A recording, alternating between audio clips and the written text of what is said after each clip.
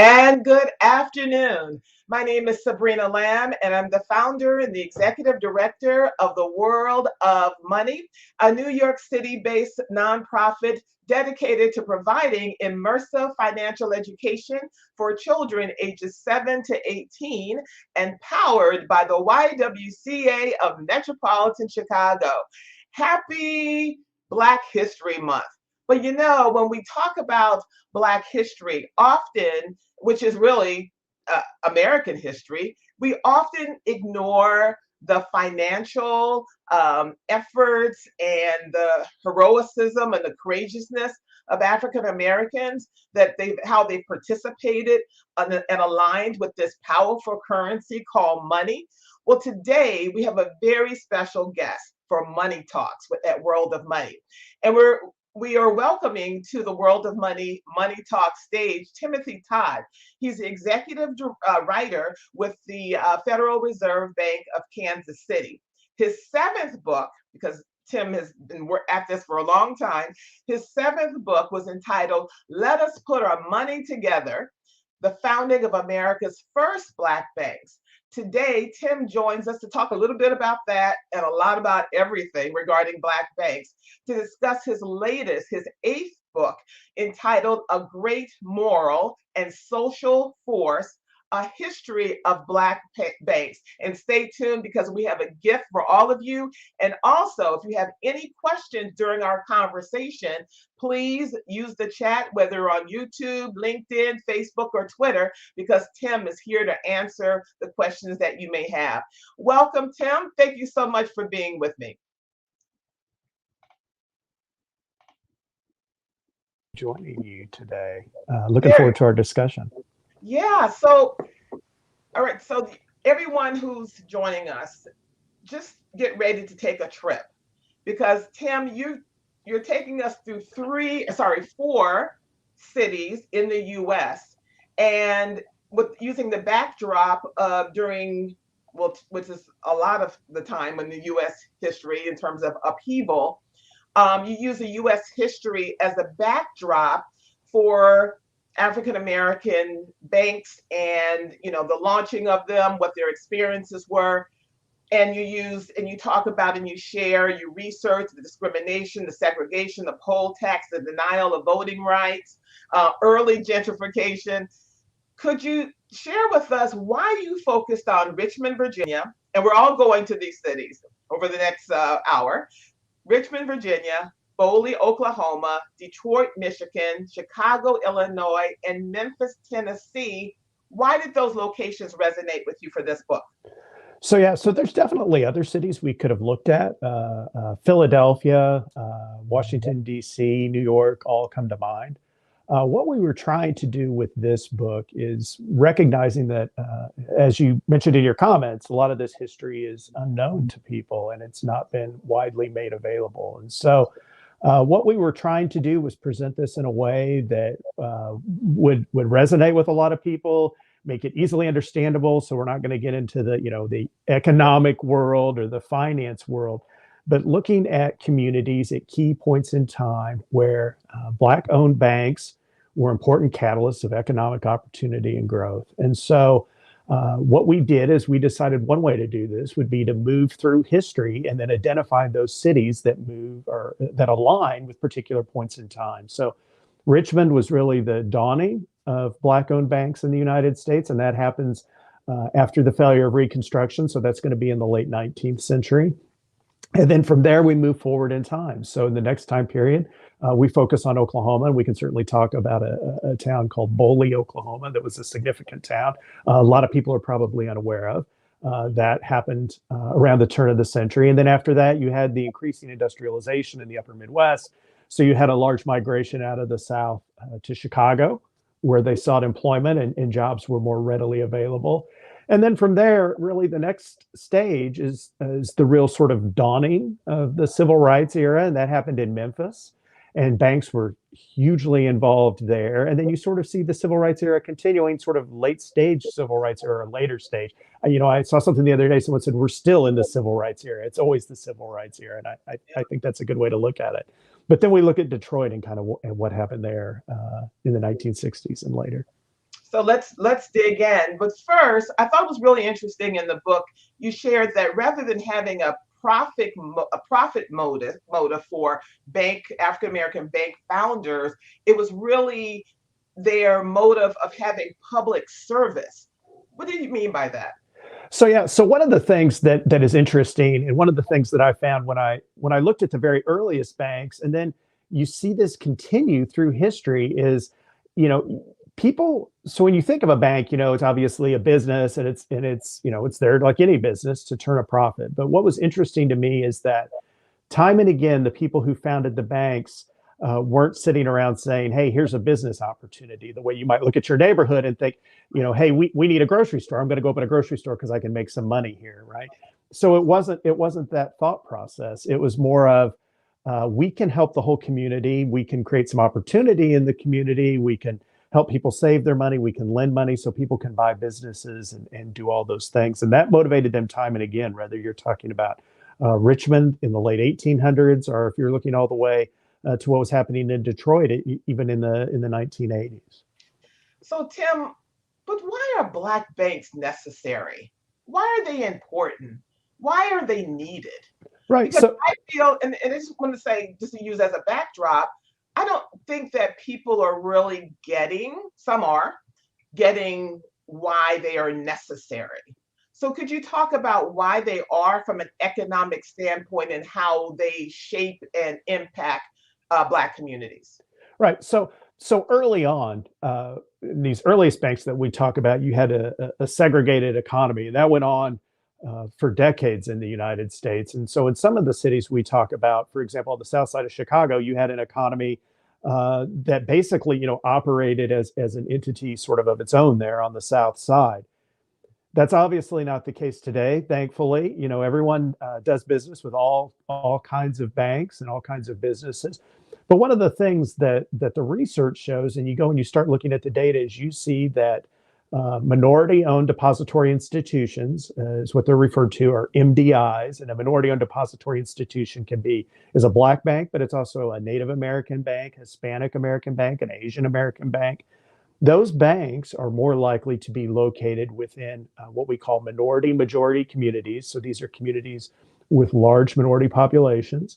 They are more likely to be lending to families for mortgages, so helping people buy homes. They are key lenders in particular to small businesses. So entrepreneurship and business startup and keeping small businesses functioning. These banks are hugely important in that area as well. Obviously people can save their money with any bank, but these are the banks that are connected to the communities. And what's concerning, just to kind of continue the discussion a little bit, is that the number of Black banks in the United States has been declining slowly for the past 20 years. And the data shows that when a bank closes in a minority community, it is unlikely that another bank is going to go open a branch in that community. So that makes it all the more important and concerning. So as I've said to everyone, Tim's latest book uses as United States history, civil rights, human rights history as a backdrop. So what made it? I don't want to use the word easier, Tim, but they were able. Founders in the early as the 1800s, late 1700s, were able to launch banks. And why is it so difficult now? So one of the things, and it's almost kind of a joke in the section where we talk about Chicago, someone points out, at that time you could open a bank by literally painting the word bank on your window, and you were in business as a bank. And Jesse Vega, right, yeah, I wrote that, yeah. right, and he did open a bank that way. He did open a bank, a successful bank that was stable and did a lot of good for the community. Unfortunately, not all banks, and I'm not speaking about Black banks here, all banks weren't as well run. And so you had a lot of bank failures and a lot of problems. People lost their money in banks. We went through the Great Depression. And so after that, there was a recognition that there needed to be more regulation and more of a safety net behind financial institutions so people weren't going to be wiped out.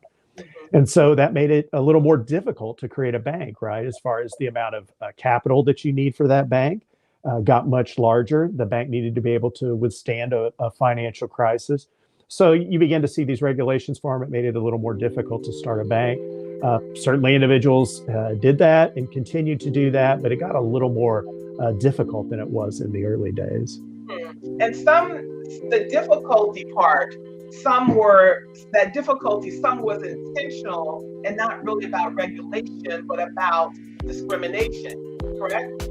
Well, right. So definitely, discrimination is a part of the story. And then when you think about creating a bank, remember that a bank lends money and it is a catalyst for economic opportunity in a community.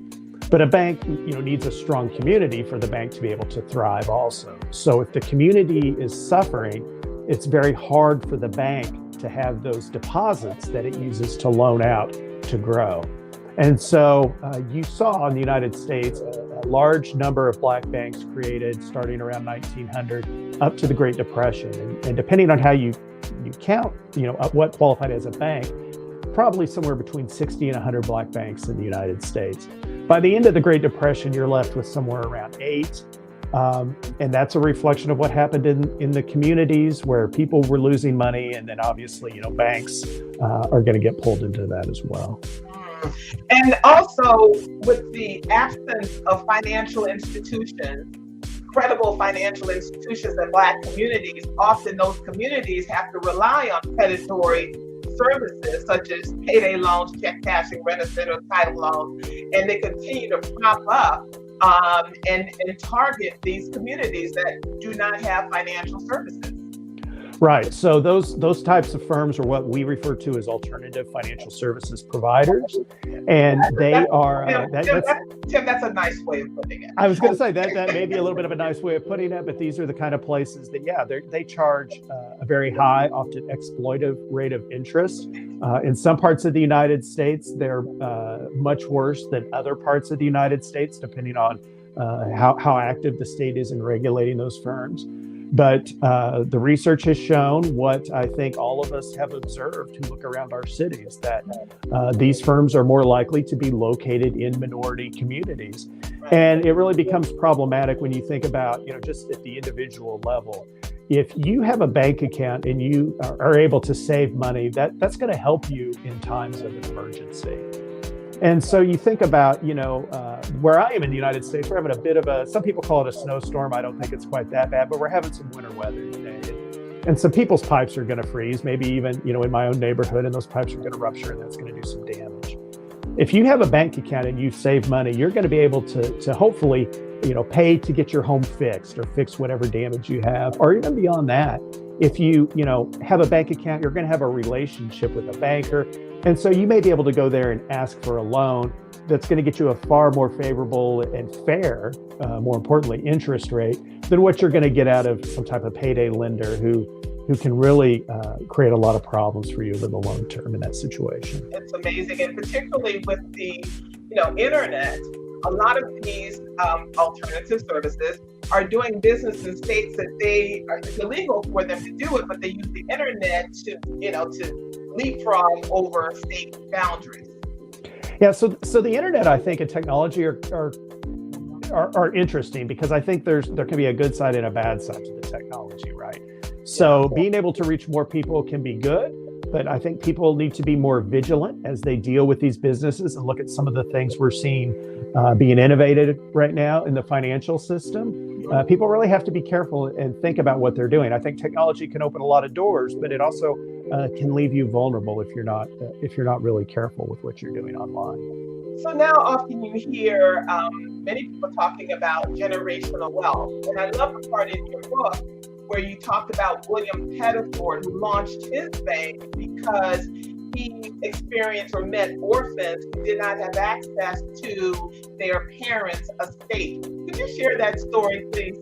Yeah, so William Pettiford created a bank in Birmingham, Alabama, and he was a preacher down there, I believe at the 16th Street Baptist Church. And he recognized in the community, so at that time in Birmingham, you had an increase in industrialization.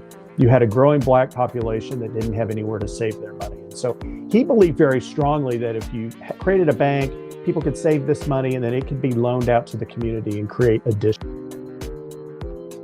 he created the bank, but one of the things that really struck him was a story about a couple children who had been orphaned. And those children, after their parents died, their parents had accumulated some wealth. I don't think it was, a fortune, but certainly a significant wealth for them. And there was no way to pass that money to the children because no one within their extended family, so like an aunt or an uncle or a grandparent, was able to post a bond that was necessary. They didn't have the financial resources. And so that was one of the reasons that he felt it was important to create a bank to prevent situations from like that from happening. And we actually take the title of the book from that. Someone wrote about Pettiford and said, this makes clear that a bank can be a great moral and social force. And I thought that comment really resonated with what he was doing. And it resonated just across history, what you saw banks do time and again, whether that's in Memphis or the south side of Chicago or Detroit. I love this story. Now we're in Virginia now because Mr. Pettiford was in Alabama, Birmingham, Alabama. Let's go over to Virginia and all of that work, particularly done by Maggie Lee Mitchell. And I love the quote in your book where she said, quote, when any of us girls is advanced to making $50 per month, we begin to persuade her to buy a home. And as soon as she saves enough, the bank will help her out. This was in 1903. Tell us about Maggie Lena Mitchell. So first of all, one correction, her last name is Walker. Maggie Walker. Sorry, Walker. John Mitchell was another banker in Richmond at that time. So Maggie Walker is an amazing individual. Some people may have heard the name. They may not know why. She was, I think without question, the most prominent female banker in the United States for a good chunk of American history. She was involved with an organization that was called St. Luke's, and she created St. Luke's Penny Savings Bank. And basically that bank St. Luke's became an organization that did all sorts of things. So it had some businesses going on that it operated. It did a lot of charity work. And she was really engaged in helping people improve their living condition, improve their living standards and the opportunities they faced. And so she was very active in making sure that people who worked for her and that she engaged with were going to be able to take advantage of those opportunities. And so again, this is another case where you see a bank that's not just interested in making a profit or making a strong business case, is really more of a community uplift type of thing. She's really a phenomenal individual. If you have an opportunity to get to Richmond, Virginia, you can tour her home, which is amazing. They have a visitor center there. It's a National Historic Site. Her bank and some of the others, there were actually 5 banks in Richmond around that time, anchored a very dynamic area known as Jackson Ward in Richmond that was well known by many people, an amazing, thriving Black community at that time. So we're still in Virginia, and I'm joined by Timothy Todd, an executive writer with the Federal Reserve Bank of Kansas City, regarding his newest and his 8th book called A Great Moral and Social Force, A History of Black Banks. Staying in Virginia, often when we talk about economic boycott, it's always the Montgomery boycott, 365 days, where many African Americans walked to boycott and not want to economically support that local mass transportation system. But that happened actually earlier, decades and decades earlier in Richmond, and 4 Black banks financed an alternative transportation system because they were boycotting the Virginia Passenger and Power Company. Tell us about that, Tim. Yeah, so that's one of the things that I was certainly interested to learn about, is that, as you mentioned, you hear a lot about the bus boycotts, but there was actually a similar issue with streetcars that happened much, much earlier. Richmond was one of the places where that was a very significant issue. And it's kind of interesting to sort of think about this really as sort of the precursor to what we saw later, and you see some of the same things. And so what happened there is you had that similar discrimination on public transportation, and then the banks really stepped up and tried to figure out, how can we work around this? Can we create something for the community that if we pool all of our resources, that we won't have to rely on this other system? And again, this is a place where it really speaks to that community leadership role. It was so so much a part of the fiber of these early banks. And they're sort of looking at the community, looking for places where they saw need, and then how could they, because they had access to the resources, how could they step in and make an important difference? And there's right now in New York, in different parts of the country, there is political gerrymandering, redistricting, and so forth. That happened as well as, that's why Jackson District was created. That happened then as well. Could you share with us about that aspect in Richmond, Virginia? Yeah, so there's, without getting into all the details of how the government system was created in Richmond, that ward was basically created and its boundaries were created to be primarily a Black district because that's where African-American families lived.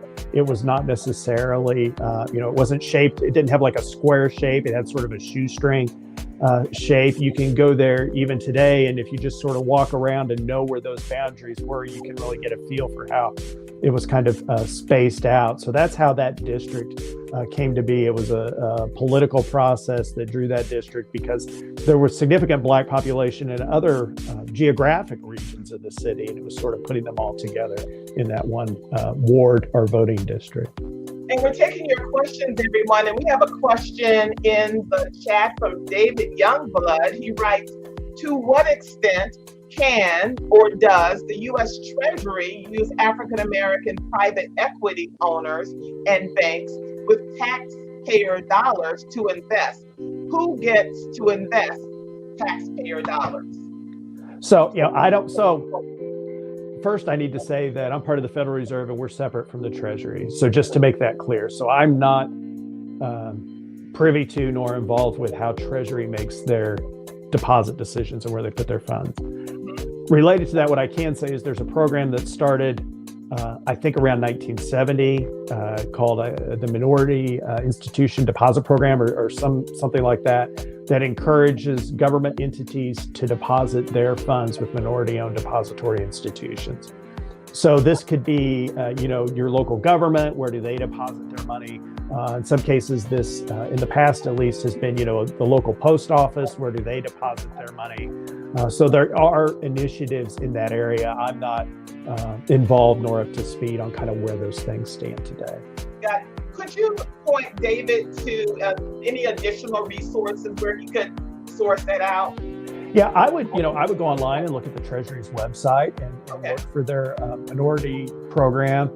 I am sure that they are pretty active in that area, and I would think that information about those programs and those deposits would be available there.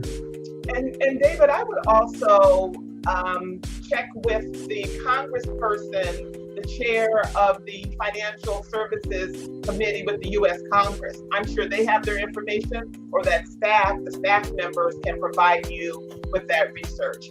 Yona, she writes, this information needs to be shared with our communities. Absolutely, Yona.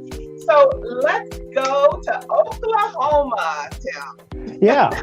So let's go to Bola, Oklahoma. So yeah. So go ahead. No. So one of the things that this is another part of American history that I think I'm learning a lot of people aren't aware of.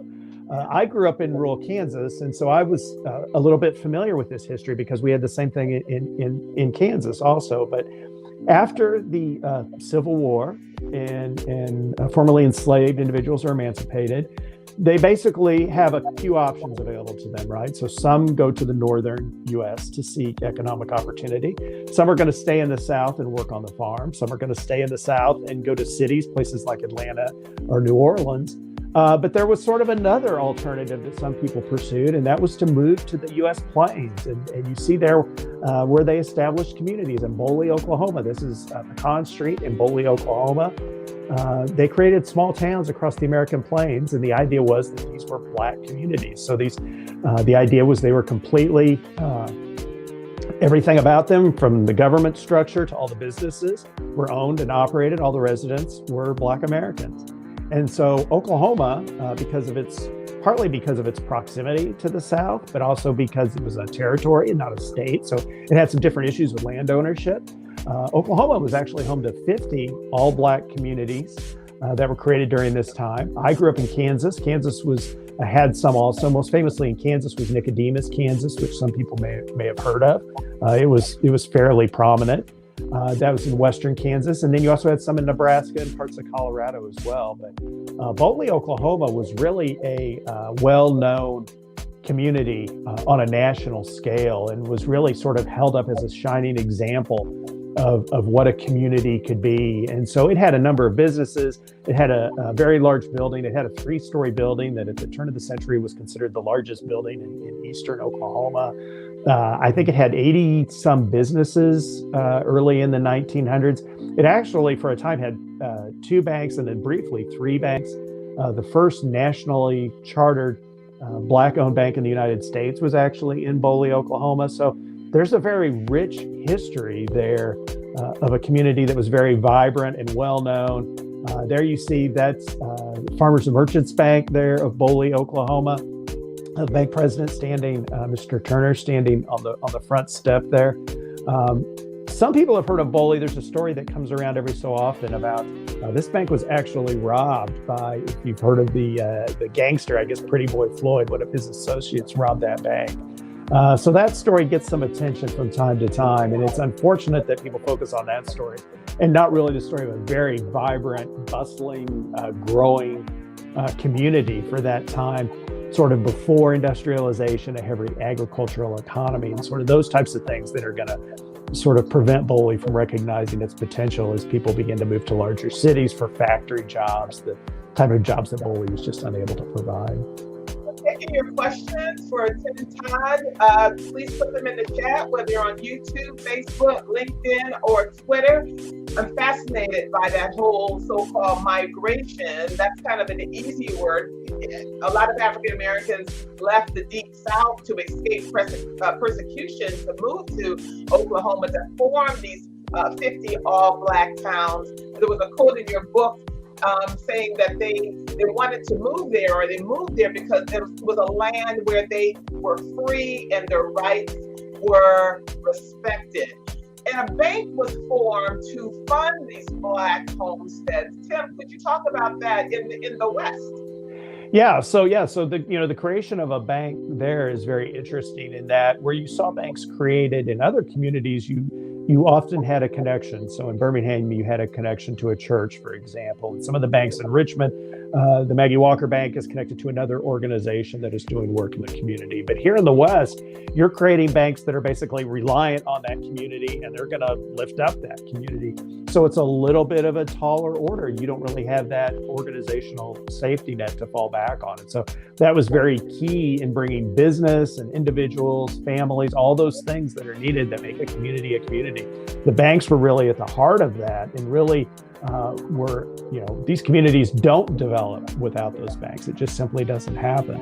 And I'd like to double back too, because you are exactly right when you talk about, migration is kind of a nice way of putting it. We cannot overlook that if you were a Black banker in Richmond, Virginia in 1890, or you were, anywhere else, largely in the United States for much of this history, you were at significant physical risk.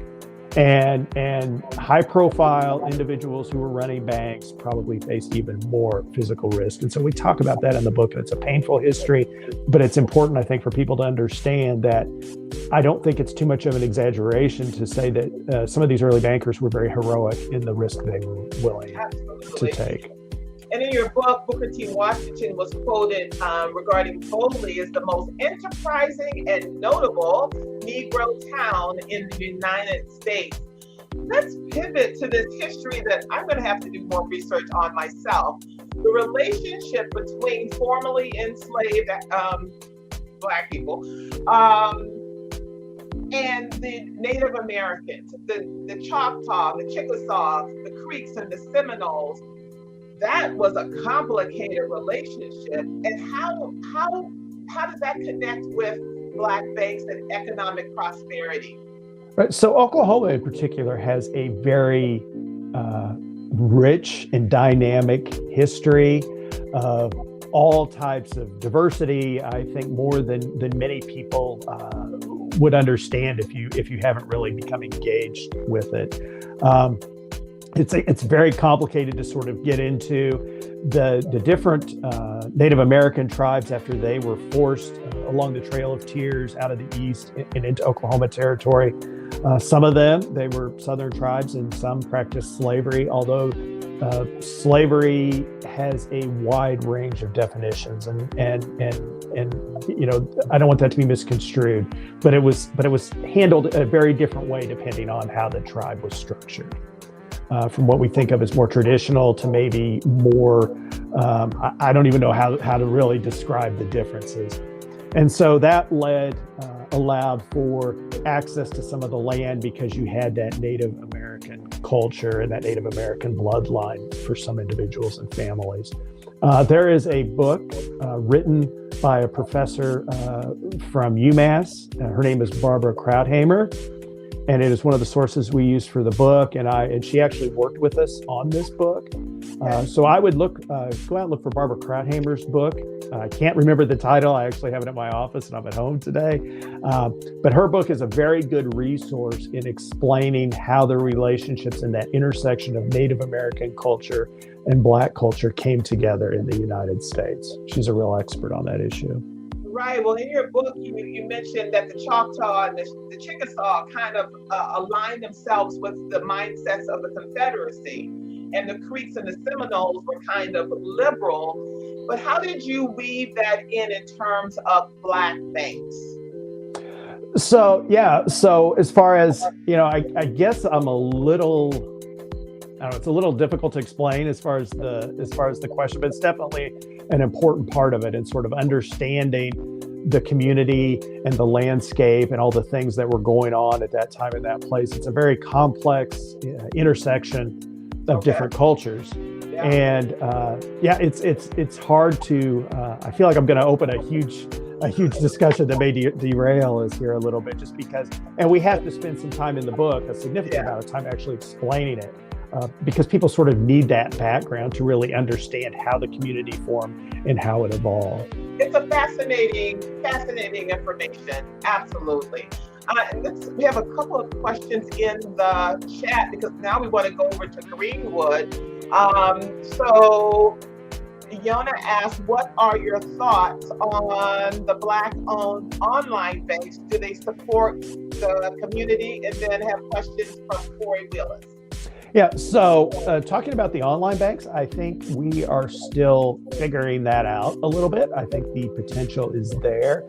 You know, I am sort of at heart a believer that it's very important to have a physical presence in a community if you're really going to understand the needs of that community.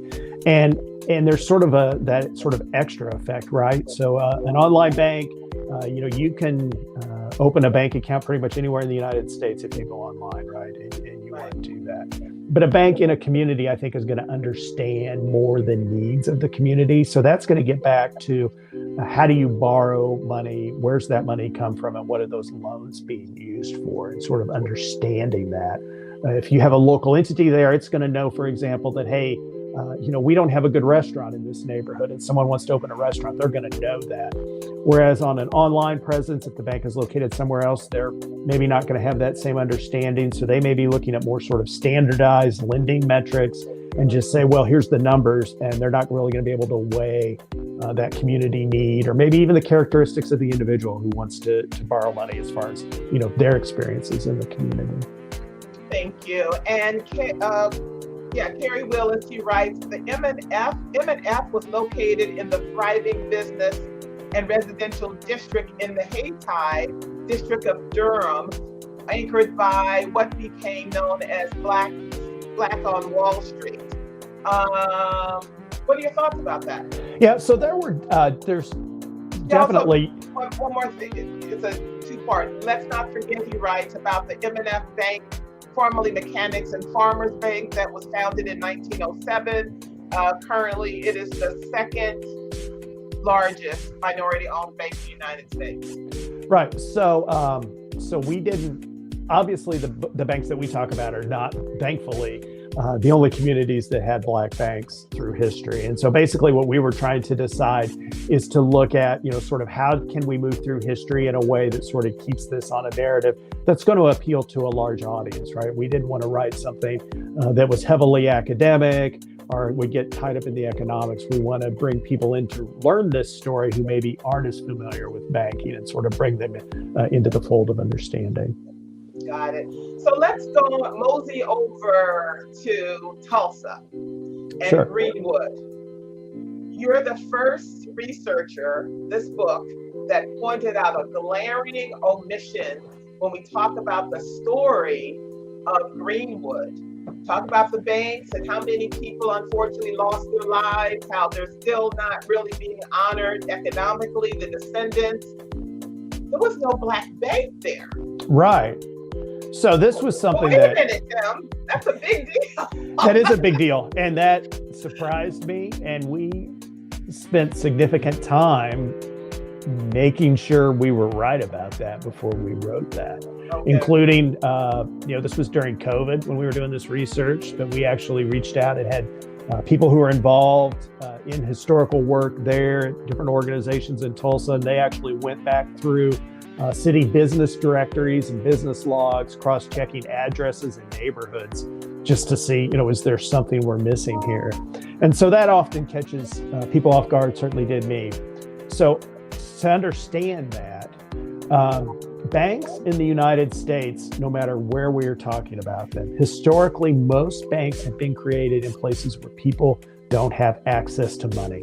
And so that means that the banks are created, or access to credit. They aren't able to borrow money. And so usually they have very little money. So they begin to pool that money together and then lend it out to the community. And so this goes all the way back to colonial New England. This has happened time and again in U.S. history. The Greenwood community in Tulsa was created in a very different fashion. And there's a couple things that make it very different than a lot of communities in the United States. There was significant wealth and good paying oil field jobs for everyone at the time Greenwood was shaping up. So that's at the time it was developing and it was population was growing. A lot of people were employed. Tulsa also for a time was much more welcoming to the idea of integration than some other communities were. And so there were Black individuals and families who had accounts with established white banks in the city. That was not, I don't know that it was the norm, but it wasn't completely unusual or as unusual it was in other cities. So that's also part of it. And then you have a couple developers come in who really develop the Greenwood community, and they have a lot of wealth. And so what you have developing Greenwood are a number of private lenders. And so not just among the founders, but then others come in, you have this money available. So it's a little different model in creating a financial system than what you're going to see almost anywhere else in the United States at that point in history. So the availability of money leads to a different economic model. That community grows, becomes incredibly vibrant and dynamic, and then it meets a horrible, tragic end. And one of the things that really stuck with me is that as the press reported this nationally, and they said people wanted to send donations, and where would they send donations? They actually sent them to Little Boley, Oklahoma, which was like an hour or so drive away, because that was the nearest bank that could handle this task. So definitely an interesting part of U.S. history, and certainly do not want to take anything away from Greenwood and what a phenomenal community that was. Absolutely, but it's a huge part of the story, and I'm so glad that you included it. Let's go up to Chicago, Illinois, with a story of Jesse Binga. And please, if you have any questions or comments, please put them in the chat, no matter where you are. Jesse Binga.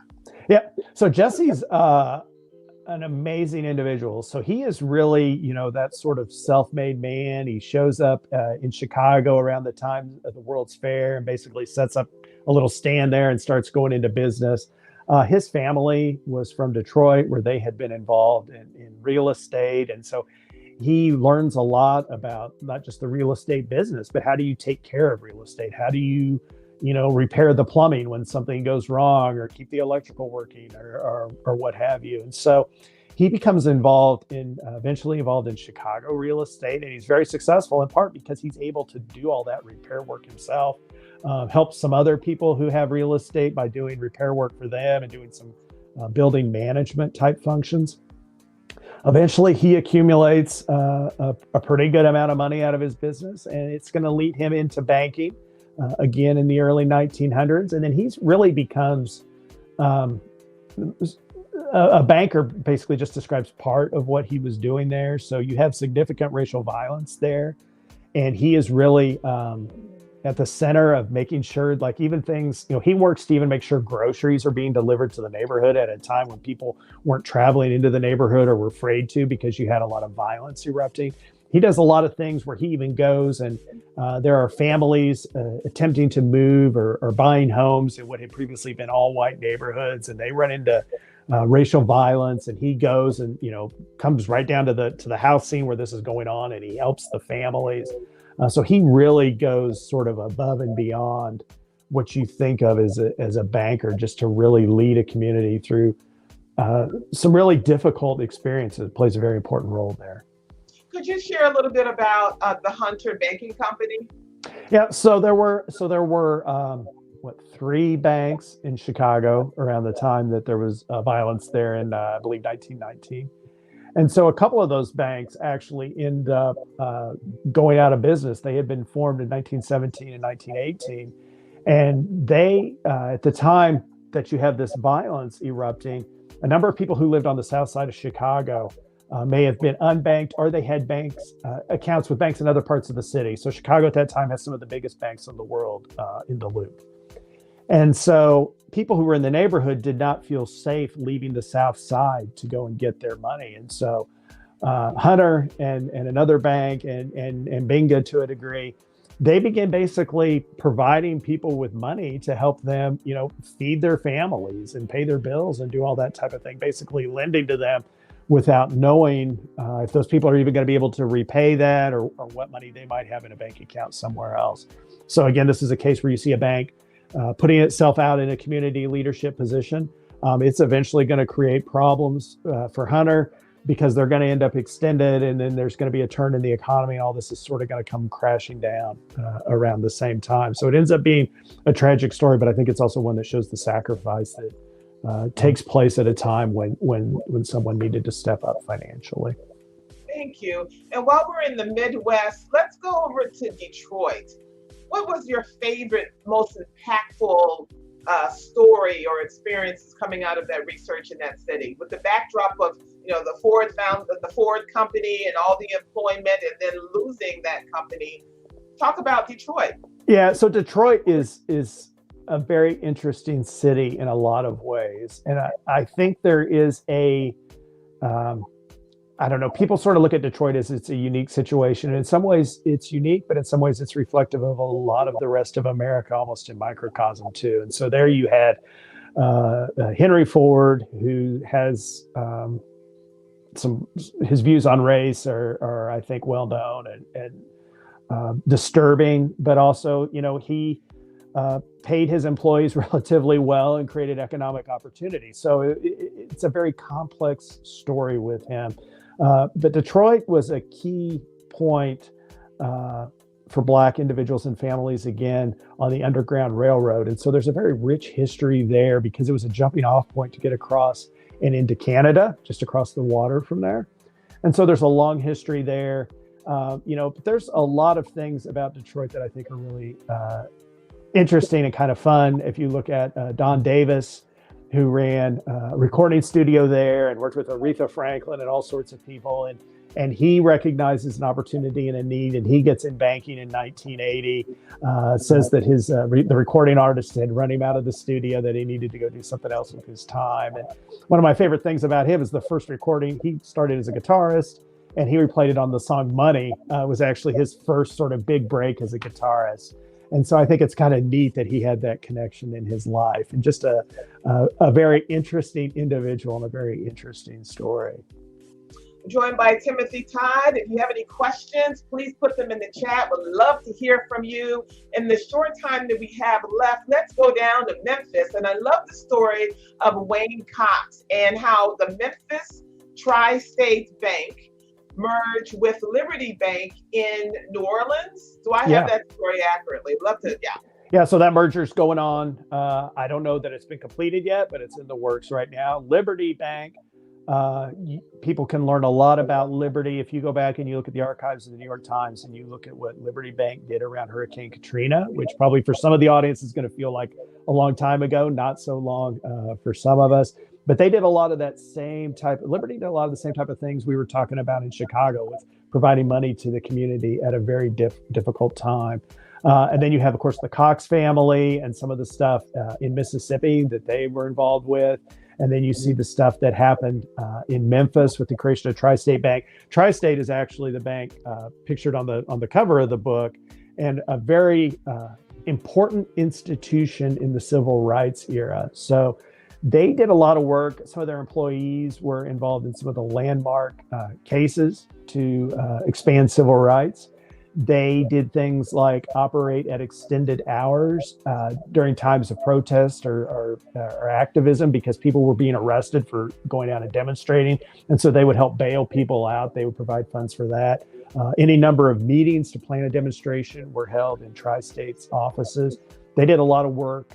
Also, there was an economic freeze that some businesses tried in that region in Mississippi to prevent Black businesses and families from being able to borrow money, or in some cases try to foreclose loans on them. And Tri-State was engaged in trying to provide credit to those families at a time of emergency. So again, it just keeps repeating that same sort of thing of, this important community leadership at difficult times on major issues. And I think one of the things people who read this book will be surprised by, even as much as we've talked about it, is how many events and things about from other aspects of U.S. history these banks touch on.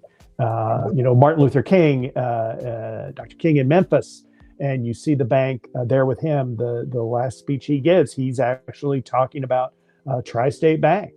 And so, there's a lot of connections to U.S. history, and that was one of the things we really wanted to do, is not just talk about these banks as sort of isolated financial institutions, but talk about them as part of a community and a broader landscape in the United States.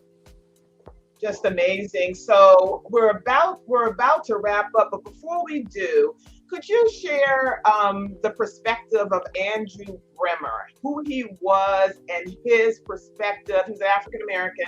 His perspective on the relevance of Black banks. Yeah, so Andrew Bremer was a member of the Federal Reserve's Board of Governors. He was African American. He made some comments.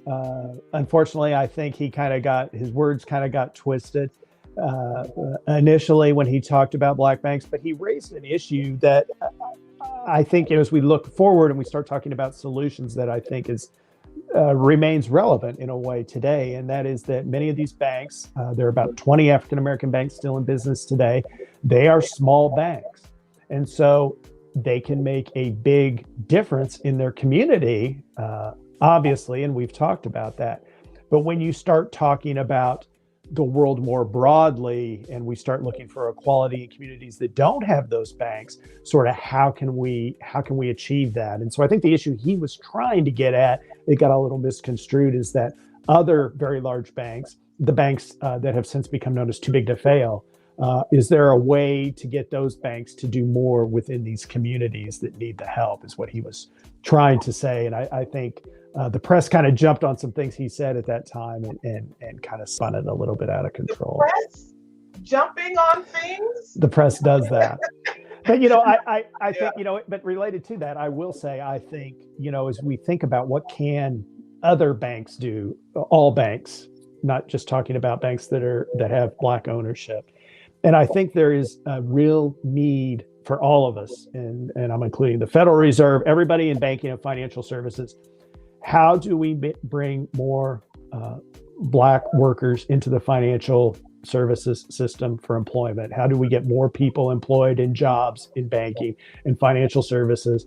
And then how do we, how are we able to expand better into those communities? I think that's something that one of the issues that people really need to pay attention to. And then also bringing into the banking industry. I think, when you think of a banker, what kind of image comes to mind? I sort of joke that it's like the guy from the Monopoly board, right? Like you see the guy with like a top hat and a monocle or whatever.